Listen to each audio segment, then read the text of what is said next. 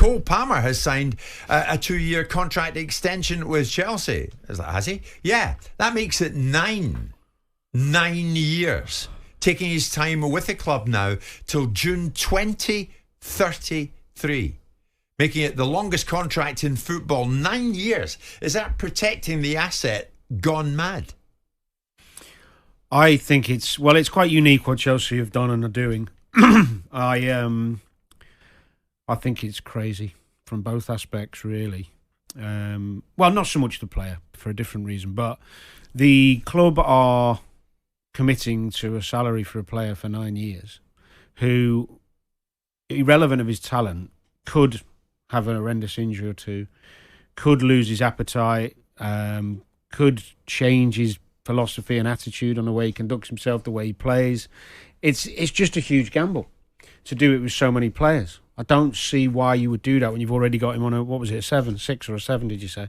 7. So I don't get it. He could have increased his wages and left him on the same length of term if that was the problem, because he's not on that much money apparently. But I don't. There's no logic to it. Is it a good sense. football decision for Palmer, or is it a daft one? Well, somebody said to me once upon a time when I was a young player, never turn down a contract, which gives you the security. Now, obviously, the higher level you play, the more money you earn, the more selective you can become with your contracts. But it's a pretty decent philosophy, really, for most footballers to protect you. If you're offered at peak time when you're playing really well a really healthy contract for a long period of time, sign it, because you can always get out of it. You can always move. So I think it's a pretty good idea for a player to sign it. The worrying thing with That's that... great. Sign a contract so you can get out of it. No, what I mean is you're not stuck there for years, are you? The reality is the player's going to generally take it when there's that much money in front of them, and knowing that if something goes really badly down, he's going to move. So, Simon, what's the point of this? Come on, we're talking about your chums at Chelsea who you refuse point blank to criticise. Is that what I do? A 9-year deal for Cole Palmer. As Danny says, he can always get out of it.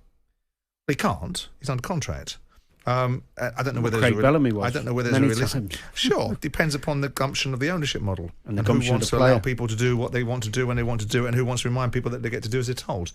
What are they doing with this? I don't really know, to be honest. I don't know why they would need to go from a 7-year contract. I don't know why West Ham decided to put Aaron Wan-Bissaka on a 7-year contract at 26 years of age. Well, that makes a bit more sense.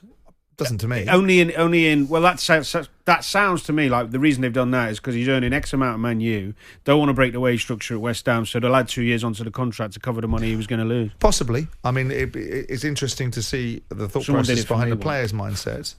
Obviously, at buying a player for 15 million quid and putting him on a 7-year contract, we know we can't depreciate players over longer periods because, ridiculously, the Premier League have changed their rules for no reason, besides perhaps a few clubs carping and bitching and whining about the fact they hadn't thought about it first.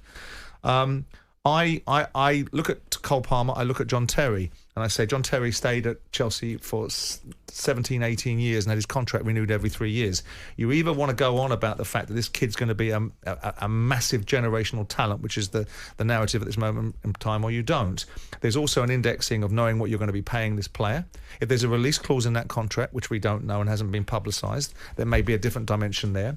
Of course, if he breaks his leg, clubs will insure players so that there's a support mechanism in place to be able to caveat any cost implications. You can't legislate for a player becoming no longer engaged and interested, but that could be in a 3-year contract or a 4-year contract. To me, it doesn't seem like there's a lot of commercial sense behind it because they know they can't capitalise the player over that 9-year period. But again, it's baffling. Well, you use the John Terry analogy, and I'd be pretty confident if we asked John Terry this, and I can vouch for players I saw and played with at a young age. Being motivated to do better is twofold. One, it's financial, and one, it's becoming an international, being a regular in your team like Chelsea, like Liverpool. Having something to keep aiming for motivates you to become better, I think. Even if you think it won't, it does.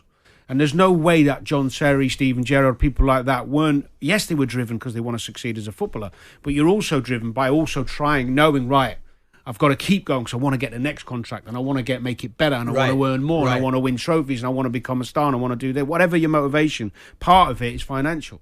And it's naive to think it's not. When you take that away from a player and go, there's a 9-year, 7 year, on X amount, you're going to do that. You're going to drop off. Well, I would imagine there will be nuance to it in terms of there'll be performance-related opportunities. There'll be kick-on mentalities inside the contract. Yeah, so maybe. he'll constantly have that. Yeah. So you have this security. It depends upon the mindset of the person. You've had him in the building for a year. You know the personality of the kid. You didn't know the personality. You put him on a 7-year contract when you signed him for whatever reason. Right? Whether that's now the new vogue, because we're seeing it being repeated, and it makes some sense in terms of being able to spread the cost implications of a player's salary, so you can budget it whilst you're trying to change the philosophy that you have around how you pay players, and longer contracts can get you around some of the upfront costs, and that may be part of the thinking.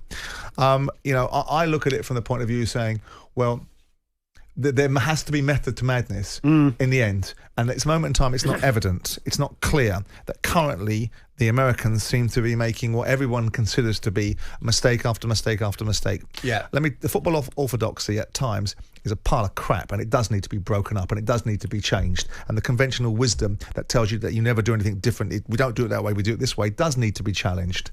And I don't know whether there's long-term contracts in Todd Bowley's or Egbali's experience in other sports that they're involved in. But American it seems football. strange that Like even baseball, someone like whatever. yourself can't find the wisdom in it. When you Well, know how... but also I'm not challenged by it, because if I've got a guy in the building and I know what his mentality is, and I think he's going to be a top player, and I'm going to build my football club around players like him, then I'm not really that worried. No, but you give him 7 anyway.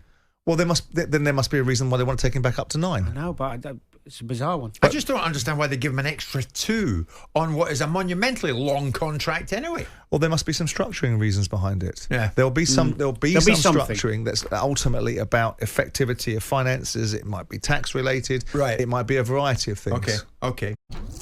Jim White and Simon Jordan. Monday to Friday mornings from 10 on AM, on DAB, via the talkSPORT app and on your smart speaker. talkSPORT.